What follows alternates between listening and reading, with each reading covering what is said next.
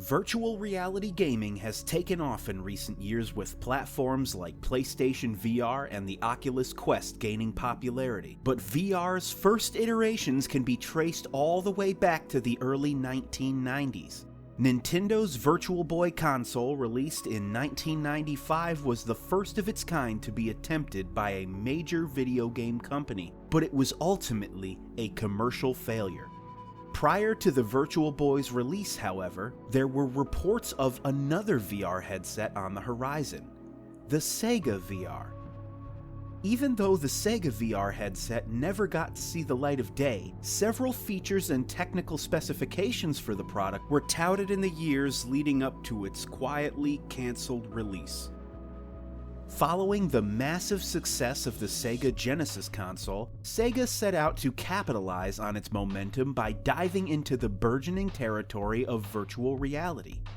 At the time, media buzz surrounding virtual reality was at an all-time high, and its potential applications in the world of gaming seemed limitless. The company first unveiled its plans for a Sega VR headset in 1991 and even put the prototype on display at 1993's Winter Consumer Electronics Show. The CES showcase highlighted the headset's impressively accurate head tracking technology and revealed that it would be released later that year for a mere $200. Several magazines covered the event, and news of the upcoming Sega VR headset spread, building consumer anticipation for the product to tremendous highs.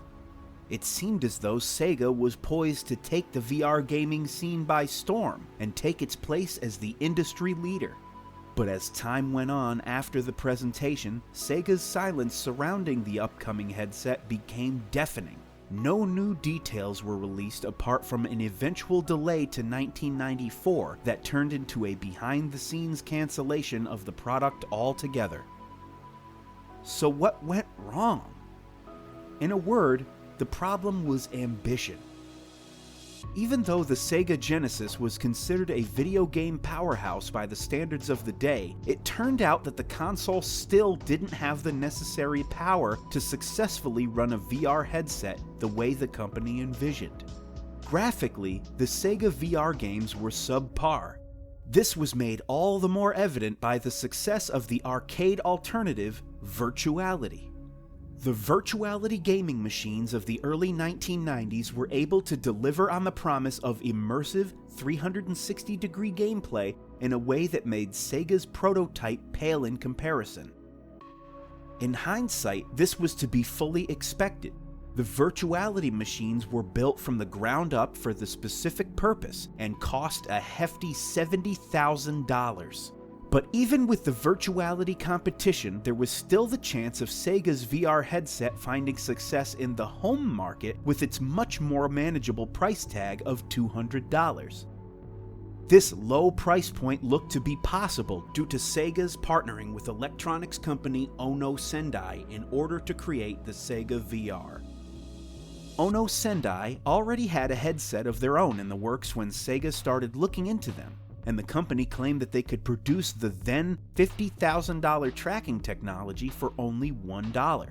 Their head tracking technology patent stated that they could achieve this by using an azimuthal sensor, essentially a small liquid and gas-filled ball in conjunction with a photodetector system and LED sensors.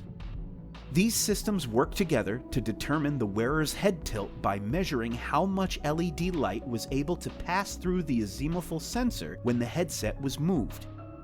This, combined with the sensor's ability to read the planet's magnetic field in order to figure out the user's orientation, successfully created the Sega VR gameplay the company hoped for. Unfortunately, as life-saving as Ono Sendai's technology seemed to be for the headset, it turned out that it still wasn't enough.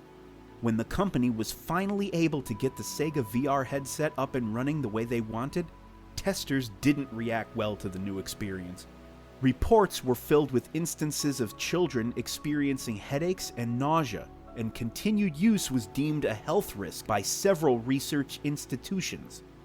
This is an issue that many of today's VR users still experience. In 1994, Sega decided to cancel the project.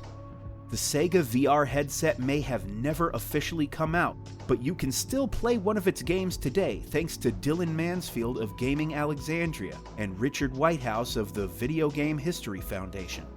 In 2020, Mansfield reached out to the co-founder of Futurescape Productions, Kenneth Hurley, and was able to get his hands on a CD-ROM of the Sega VR game the company developed in 1994 called Nuclear Rush.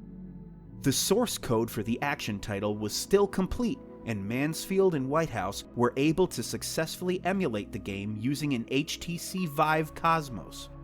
You can learn all about how they were able to make this a reality and try it out for yourself by reading Whitehouse's write-up on the Video Game History Foundation website. Thank you for watching. If you enjoyed the video, please like it, subscribe to our channel, and follow VR Space on Facebook, Twitter, Instagram, and TikTok.